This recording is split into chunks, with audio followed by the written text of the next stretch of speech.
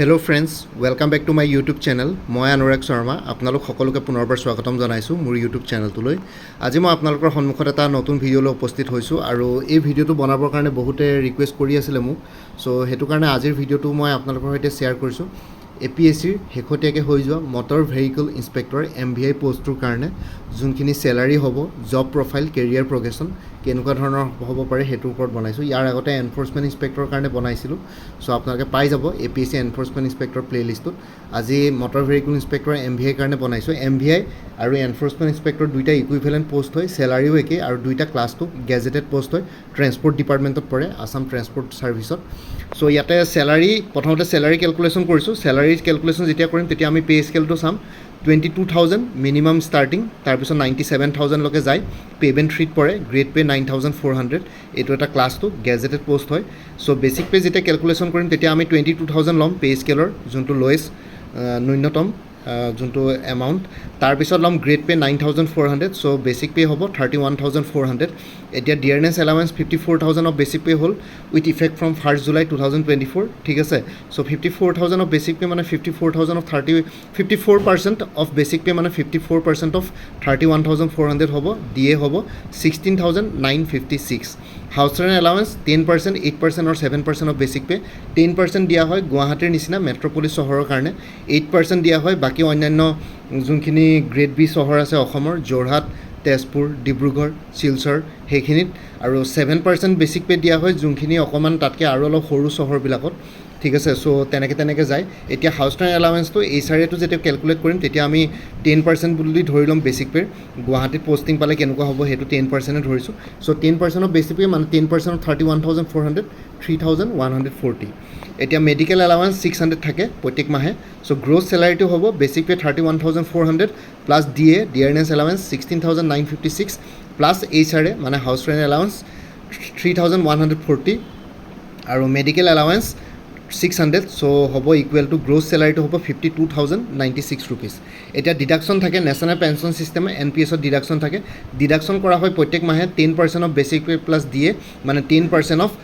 48,356, 4,836 rupees প্ৰত্যেক মাহে আপোনালোকৰ চেলাৰীৰ পৰা ডিডাক্ট কৰিব। গ্ৰুপ ইঞ্চুৰেঞ্চ স্কিম GIS-ৰ কাৰণে 400 ডিডাক্ট কৰিব। প্ৰফেশ্যনেল টেক্স 208 টকা 208 ৰুপিজ ডিডাক্ট কৰিব। ছ' টোটেল ডিডাকশ্যনছ হৈ গ'ল NPS 4,836, 4,836। গ্ৰুপ ইঞ্চুৰেঞ্চ স্কিমত হ'ব 400, প্ৰফেশ্যনেল টেক্স 208 ৰুপিজ। ছ' টোটেল ডিডাকশ্যনছ হ'ব 5,444। এতিয়া নেট ইন এণ্ড চেলাৰী গোটেইবিলাক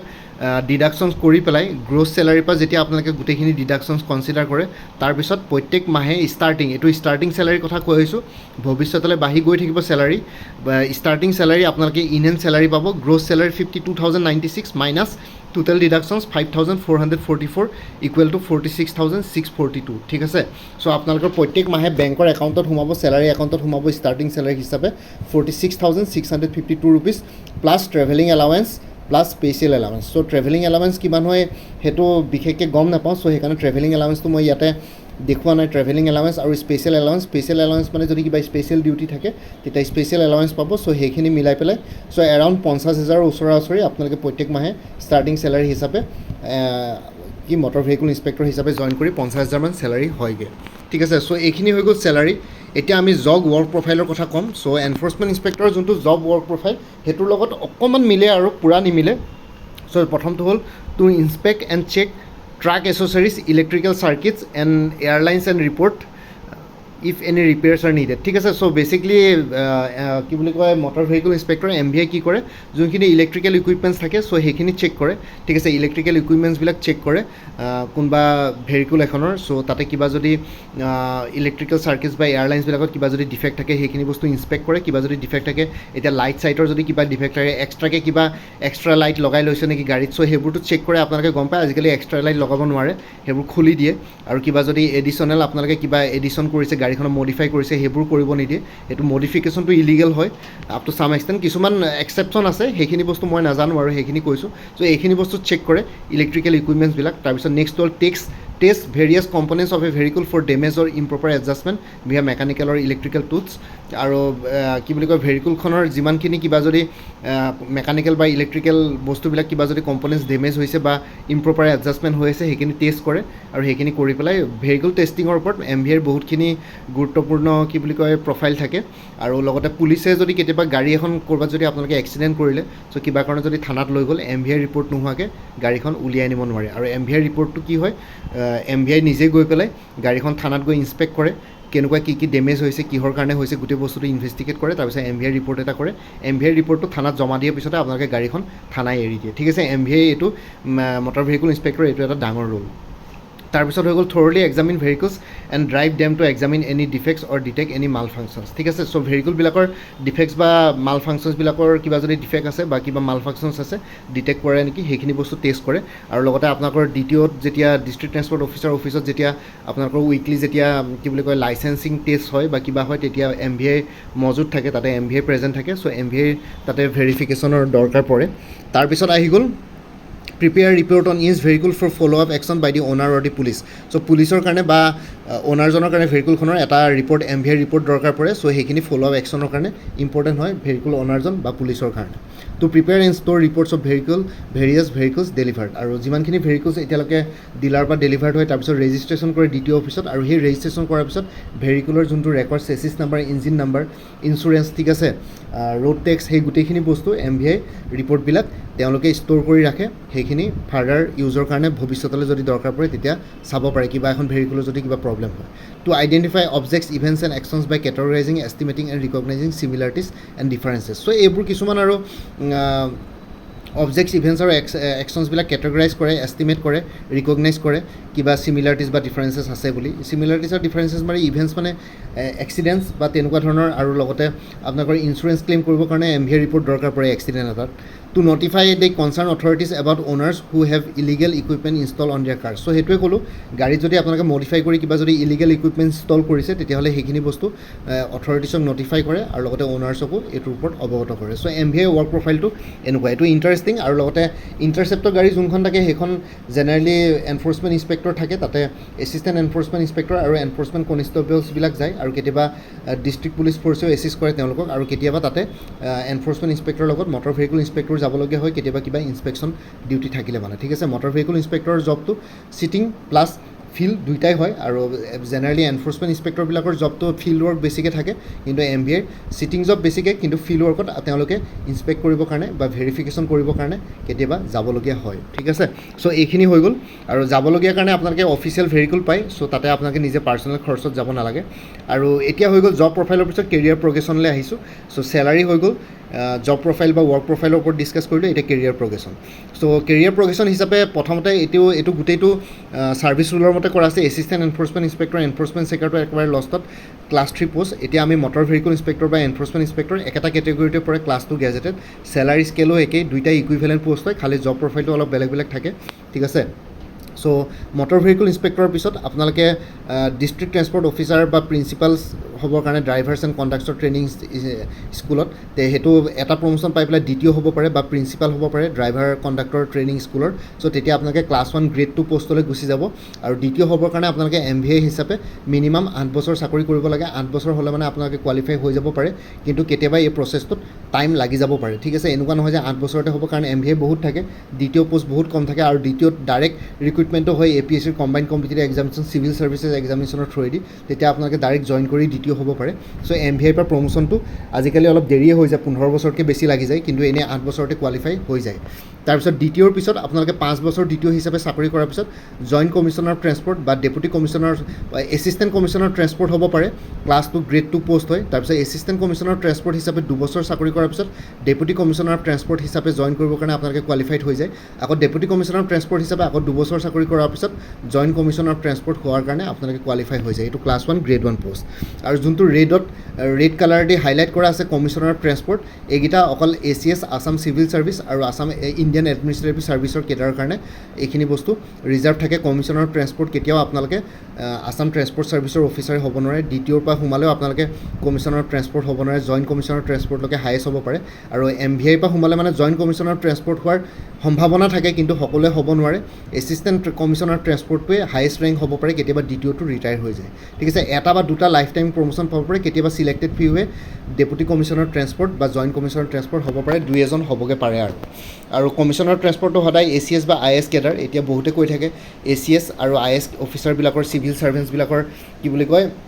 বেছি অভাৰৰেটেড হয় কিন্তু অভাৰৰেটেড হোৱাৰ ইয়াতে আৰু এটা এইটো ৰিজন হ'ল যে প্ৰত্যেকটো ডিপাৰ্টমেণ্টৰ আপোনালোকে হেড হিচাপে ACS বা IS অফিচাৰকে ৰাখে গভৰ্ণমেণ্টে এতিয়া আপোনালোকে কোনোবা যদি PWD ইঞ্জিনিয়াৰিং ডিপাৰ্টমেণ্টতো যায় তেতিয়াহ'লে তাতে যোনজন ছেক্ৰেটেৰী থাকিব সেইজন এজন আছাম চিভিল ছাৰ্ভিচ বা ইণ্ডিয়ান এডমিনিষ্ট্ৰেটিভ ছাৰ্ভিচ অফিচাৰ হয় চুপাৰিণ্টেণ্ডেণ্ট ইঞ্জিনিয়াৰ তেওঁকে ৰিপৰ্ট কৰিবলগীয়া হয় সেইকাৰণে ইঞ্জিনিয়াৰিং ছাৰ্ভিচটো তলত আহি যায় চ' সেইটো কাৰণে ইয়াতে অভাৰৰেটেড বুলি কথা নহয় ছাৰ্ভিচকেইটাই ওপৰত আৰু এডমিনিষ্ট্ৰেশ্যন যিহেতু ওপৰত চ' এডমিনিষ্ট্ৰেটিভ ছাৰ্ভিচকেইটাই ওপৰত চ' সেইটো কাৰণে তেনেকৈ ধৰণৰ ৰিক্ৰুটমেণ্ট কৰে হায়েষ্ট যোনকেইটা টপাৰ্ছ থাকে সেইকেইজনে ACS আছাম চিভিল ছাৰ্ভিচ বা ইণ্ডিয়ান এডমিনিষ্ট্ৰেটিভ ছাৰ্ভিচ অফিচাৰ হয় চ' সেইটোৱে ডিফাৰেঞ্চ আৰু অন্য ছাৰ্ভিচ কেডাৰবিলাকত তেওঁলোকে যিকোনো ডিপাৰ্টমেণ্টত তেওঁলোকে পষ্টিং হ'ব পাৰে এডমিনিষ্ট্ৰেশ্যন মানে এডমিনিষ্ট্ৰেশ্যন আণ্ডাৰ চব ডিপাৰ্টমেণ্ট পৰে চ' সেইটো কাৰণে এডমিনিষ্ট্ৰেশ্যন আটাইতকৈ ওপৰত ক্লাছ 1 ছিনিয়ৰ গ্ৰেডবিলাক অকল তেওঁলোকৰ কাৰণে ৰিজাৰ্ভ থাকে চ' এইখিনিয়ে হৈ গ'ল কেৰিয়াৰ প্ৰগ্ৰেশ্যন চ' আপোনালোকে দেখিলে মটৰ ভেহিকুল ইনস্পেক্টৰৰ পৰা এটা প্ৰমোশ্যন পালে দ্বিতীয় হয় তাৰপিছত assistant commissioner of transport deputy commissioner of transport আৰু জইণ্ট কমিশ্যনাৰ অফ ট্ৰেন্সপৰ্ট তেনেকৈ হ'বগৈ পাৰে চ' MVI হিচাপে জইন কৰি আপোনালোকে মই ডেপুটি কমিশ্যনাৰ ট্ৰেন্সপৰ্টলৈকে হোৱা দেখিছোঁ জইণ্ট কমিশ্যনাৰ ট্ৰেন্সপৰ্ট হৈছে নাই গম নাপাওঁ কিন্তু ডেপুটি কমিশ্যনাৰ ট্ৰেন্সপৰ্ট কেইবাজনো MVIক প্ৰমোশ্যন দি পেলাই সিমানটোলৈকে গৈছেগৈ 25 বছৰমান চাকৰি কৰাৰ পিছত ডেপুটি কমিশ্যনাৰ ট্ৰেন্সপৰ্ট তেওঁলোকে ৰেংকটো পাইছেগৈ চ' এইখিনি হৈ গ'ল salary job profile work profile আৰু কেৰিয়াৰ প্ৰগ্ৰেশ্যনৰ ওপৰত ডিছকাছ কৰিলোঁ বাকী আপোনালোকে যদি অন্য এক্সামছবিলাকৰ কাৰণে প্ৰিপেৰেশ্যন কৰি আছে তেতিয়াহ'লে কোৰ্চেছবিলাক এভেইলেবল আছে কোৰ্চেছসমূহ হ'ল আৰু আগতে মোৰ পৰা কোনোবাই যদি কিবা কোৰ্চ লৈ থৈছিলে এবাৰ জনাই দিব কাৰণ কিছুমান কোৰ্চৰ মেটেৰিয়েলছ থাকে আপোনালোকে আকৌ দুবাৰ কিনিবলগীয়া নহয় যোনখিনি এডিশ্যনেল মেটেৰিয়েলছ আছে সেইখিনি ল'লে হ'ল তেতিয়া প্ৰাইচটো কমি যাব চ' কোনোবাই যদি আগতে মোৰ পৰা কিবা কোৰ্চ লৈ থৈছিলে এবাৰ জনাই দিব নতুন কোৰ্চ এটা লোৱাৰ আগতে আৰু কোনোবাই যদি আগতে লোৱা নাই তেতিয়াহ'লে ল'ব পাৰে চ' এভেইলেবল কোৰ্চবিলাক হ'ল APSC এনফৰ্চমেণ্ট ইনস্পেক্টৰ ফুল কোৰ্চ এভেইলেবল আছে 375ত এইটোৰ পৰীক্ষা টেণ্টেটিভলি নৱেম্বৰ মানত হোৱাৰ সম্ভাৱনা আছে APSC assistant accounts officer APDCL AGCLৰ কাৰণে ফুল কোৰ্চ এভেইলেবল আছে জেনেৰেল ইংলিছ জেনেৰেল নলেজ আৰু মেথমেটিক্স ডেছক্ৰিপটিভ তিনিখন পেপাৰ কভাৰ হৈছে 400 ৰুপিছত আৰু একাউণ্টেঞ্চি কাৰোবাৰ যদি কোৰ্চ ছাবজেক্ট হিচাপে লৈছে তেতিয়াহ'লে এক্সটাৰ্নেল লিংক এভেইলেবল আছে তাতে 3000 মান MCQs পাই যাব এক্সটাৰ্নেল লিংকটোৰ কাৰণে মই কোনো ফি চাৰ্জ কৰা নাই এইটো ফ্ৰী হ'ব আপোনালোকৰ কাৰণে আৰু গোটেইখিনি কোৰ্চ PDF ফৰ্মেটত আছে লগতে ক্লাছেছবিলাক হ'ব পৰীক্ষাৰ ৰুটিন দিলে মানে মই কিছুমান ইম্পৰ্টেণ্ট এডিশ্যনেল মেটেৰিয়েলছ ইউটিউবৰ ভিডিঅ'ৰ থ্ৰুৱেদি কভাৰ কৰিম APSC CC প্ৰিলিমিনাৰী 2024-25 যিহেতু প্ৰত্যেক বছৰে মাৰ্চত হয় এইবাৰ 2025ত মাৰ্চত হ'ব চ' তাৰ কাৰণে ফুল কোৰ্চ এভেইলেবল আছে 400ত APSC CDPO child development project officer CDPOৰ কাৰণে ফুল কোৰ্চ এভেইলেবল আছে জেনেৰেল ইংলিছ আৰু জেনেৰেল নলেজ দুখন পেপাৰৰ ওপৰত 300 ৰুপিছত আৰু লগতে এক্সটাৰ্নেল লিংক এভেইলেবল আছে চিলেক্টিভ অপশ্যনেল ছাবজেক্টছৰ ওপৰত আপোনালোকৰ অপশ্যনেল ছাবজেক্ট কি হয় এবাৰ জনাই দিব সেইটো ফ্ৰীলি এক্সটাৰ্নেল লিংক শ্বেয়াৰ কৰিম তাৰোপৰি CDPOৰ জেনেৰেল ইংলিছ আৰু জেনেৰেল নলেজ দুখন পেপাৰ ল'লে 300 হ'ব CDPOৰ পৰীক্ষা 21st and 22nd of September স্কেডুল কৰা হৈছে APSCৰ ফালৰ পৰা ADRE পৰীক্ষা যিহেতু ছেপ্টেম্বৰ অক্টোবৰত আছে ADRE 2.0 grade 3 grade 4 full course available আছে 350ত উইমেন এণ্ড চাইল্ড ডেভেলপমেণ্টৰ ষ্টেটিষ্টিকেল এছিষ্টেণ্টৰ ফুল কোৰ্চ এভেইলেবল আছে 350ত এইটো মাহৰ শেষৰ লাষ্টৰ ফালে আহি যাব লাগে নটিফিকেশ্যন বা ছেপ্টেম্বৰ 1st উইকত আপোনালোকে পাই যাব উইমেন এণ্ড চাইল্ড ডেভেলপমেণ্টৰ ষ্টেটিষ্টিকেল এছিষ্টেণ্টৰ আছাম পুলিচৰ SI কনষ্টেবলৰ আদাৰ্ছৰো এইটো মাহৰ লাষ্টৰ ফালে নহ'লে ছেপ্টেম্বৰ 1st উইকত আপোনালোকে নটিফিকেশ্যন আহি যাব তাৰ কাৰণে ফুল কোৰ্চ এভেইলেবল আছে 350ত APSC কম্পিউটাৰ অপাৰেটৰ পৰীক্ষা ছেপ্টেম্বৰ 8 তাৰিখে আছে তাৰ কাৰণে ফুল কোৰ্চ এভেইলেবল আছে 300ত APSC টুৰিজিম ডেভেলপমেণ্ট অফিচাৰৰ পৰীক্ষাটো মষ্ট প্ৰবেবলি অক্টোবৰ মাহতে সংঘটিত হ'ব অক্টোবৰ মাহতে মানে কণ্ডাক্ট কৰা হ'ব কোনোবা এটা দেওবাৰে চ' সেইটো কাৰণে প্ৰিপেৰেশ্যন কৰি থাকোঁ 300 ৰুপিছত ফুল কোৰ্চ এভেইলেবল আছে আৰু কাৰেণ্ট এফেয়াৰ্ছ ইয়াতে যোনখিনি কোৰ্চ আছে তাতে জানুৱাৰী 2023 পৰা জুলাই 2024লৈকে কভাৰ কৰা আছে আগষ্ট মাহটো এতিয়া বৰ্তমান চলি আছে আগষ্ট মাহ শেষ হোৱাৰ পিছত আপোনালোকে ছেপ্টেম্বৰ 2-3 তাৰিখে আগষ্ট মাহৰ কাৰেণ্ট এফেয়াৰ্ছখিনিও পাই যাব তাৰ কাৰণে আপোনালোকে এক্সট্ৰা ফি পে' কৰিব নালাগে আপোনালোকে প্ৰত্যেক মাহৰ ষ্টাৰ্টিঙতে কাৰেণ্ট এফেয়াৰ্ছ পাই যাব তাৰ কাৰণে মোক জাষ্ট হোৱাটছএপত এটা ৰিমাইণ্ডাৰ মেছেজ দিলেই হ'ল আৰু লগতে কাৰেণ্ট এফেয়াৰ্ছখিনি আপোনালোকে লাইফ টাইমৰ কাৰণে ফ্ৰীলি পাই থাকিব এবাৰ মোৰ পৰা কোৰ্চ কিনিলে আৰু কোনোবা যদি ইণ্টাৰেষ্টেড কেণ্ডিডেটছ আছে তেতিয়াহ'লে এই হোৱাটছএপ নাম্বাৰটো নম্বৰটো মেছেজ কৰি জনাওক 9706557851 এই হোৱাটছএপ নম্বৰটো মেছেজ কৰি জনাওক আপোনালোকক কোনটো কোৰ্চ লাগে কোৰ্চৰ কণ্টেণ্টছখিনি শ্বেয়াৰ কৰিম ডিটেইলছখিনি দিম লগতে পে'মেণ্টৰ লিংক দি দিম পে'মেণ্ট কৰাৰ লগে লগে গোটেই কোৰ্চটো নিজৰ হোৱাটছএপত PDF ফৰ্মেটত পাই যাব আৰু ইয়াতে যোনটো হোৱাটছএপ নম্বৰ দিয়া আছে সেইটো অনুগ্ৰহ কৰি কল নকৰিব এইটো জাষ্ট হোৱাটছএপ মেছেজৰ কাৰণে এভেইলেবল কলৰ কাৰণে এভেইলেবল নহয় আৰু লগতে আৰু এটা কথা কৈ দিছোঁ APSC মটৰ ভেহিকল ইনস্পেক্টৰ বুলি এটা প্লেলিষ্ট ক্ৰিয়েট কৰি থোৱা আছে সেই প্লেলিষ্টৰ লিংকটো এই ভিডিঅ'টোৰ ডেছক্ৰিপশ্যনত শ্বেয়াৰ কৰিছোঁ সেই প্লেলিষ্টত গৈ পেলাই এই পৰীক্ষাটোৰ লগত জড়িত সকলো ধৰণৰ ভিডিঅ'ছ পাই যাব আৰু লগতে এই যোনখিনি কোৰ্চেছ এভেইলেবল আছে সেই কোৰ্চখিনিৰ কথাটো এই ভিডিঅ'টোৰ ডেছক্ৰিপশ্যনত এবাৰ উল্লেখ কৰিছোঁ আপোনালোকে ভিডিঅ' ডেছক্ৰিপশ্যন আৰু কমেণ্ট ছেকশ্যন এবাৰ চেক কৰিব আৰু লগতে মোৰ আৰু এটা চেনেল আছে অসম IQ বুলি সেই চেনেলটোৰ লিংকটো এই ভিডিঅ'টোৰ ডেছক্ৰিপশ্যনত শ্বেয়াৰ কৰিছোঁ আপোনালোকে সেইটো চেনেলো ছাবস্ক্ৰাইব কৰি ল'ব পাৰিব চ' ভৱিষ্যতলৈ এনেকুৱা ধৰণৰ কম্পিটিটিভ এক্সামছবিলাক দিয়াৰ ক্ষেত্ৰত আৰু অলপ এক্সট্ৰা গাইডেঞ্চ পাই যায় বাকী এই ভিডিঅ' ডেছক্ৰিপশ্যন আৰু কমেণ্ট ছেকশ্যন চেক কৰক এক্সট্ৰা এডিশ্যনেল ইনফৰমেশ্যনখিনিৰ কাৰণে বাকী মোৰ ভিডিঅ'ছবোৰ চাই যদি ভাল পায় মোৰ চেনেলটো ছাবস্ক্ৰাইব কৰি ল'ব আৰু লগতে আপোনালোকৰ যিমানখিনি ফেমিলি ফ্ৰেণ্ডছ ৰিলেটিভছ আৰু চিনাকি এক্সপিৰিয়েঞ্চ আছে তেওঁলোকৰ লগত মোৰ চেনেলটো শ্বেয়াৰ কৰিব লগতে কমেণ্ট ছেকশ্যনত জনাব কিবা যদি কুৱেশ্যন থাকে ডাউট থাকে মই নিশ্চয় আপোনালোকৰ কুৱেশ্যনছ আৰু ডাউটছবিলাকৰ ৰিপ্লাই দিবলৈ চেষ্টা কৰিম বাকী আজিৰ ভিডিঅ'টো ইমানতে সমাপ্ত কৰি আপোনালোক সকলোৰ পৰা বিদায় দিলোঁ কাইলৈ পুনৰ এটা নতুন ভিডিঅ' লৈ আপোনালোকৰ সন্মুখত উপস্থিত হ'ম তেতিয়ালৈকে ভালকৈ প্ৰিপেৰেশ্যন কৰি থাকক সকলোৱে অল দি বেষ্ট থাকিলে bye take care friends Bharat মাতা কি জয় জয় আই অসম